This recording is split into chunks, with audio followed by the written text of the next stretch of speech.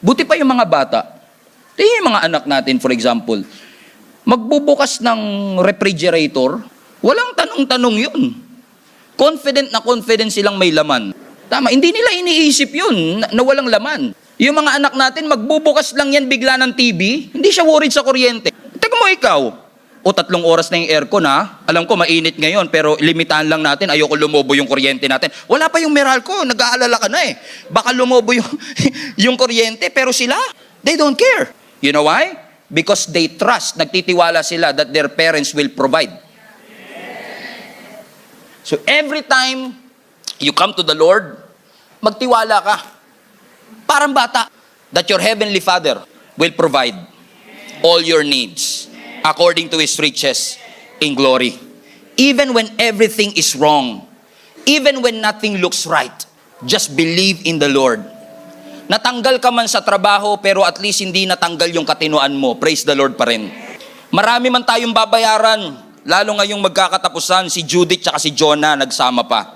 May mga Judith kasi, pero meron naman mga Jonah. Jonah, 2 months na. Puputulan ka na, Jonah. Pero magtiwala ka pa rin sa Panginoon. Maaari yung iba sa inyo nagwo-worried, hanggang kailan ba itatagal ditong trabaho ko?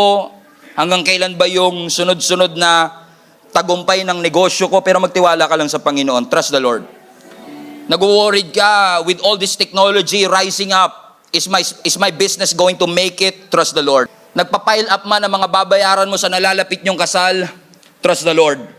Ang immune system mo pahina ng pahina? Trust the Lord. And you think you're too old and you're afraid to die? Keep on trusting the Lord.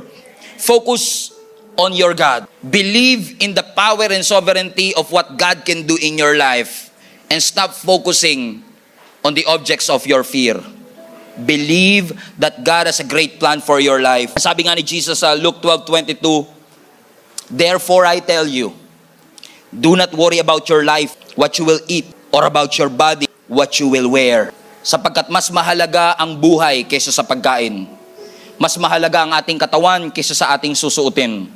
Ang sinasabi lang ng ating Panginoon, kung ilalagay mo ang pananampalataya mo sa damit at ilalagay mo ang pananampalataya mo sa iyong mga pagkain, you will lose sight of the eternal things in your life. Those earthly things will not last. I'm offering you an eternal solution. What I'm offering you is not a natural remedy but supernatural remedy. Stop focusing on what is earthly and start focusing on what God really wanted for you to have. Do not worry about anything. Instead, pray about everything.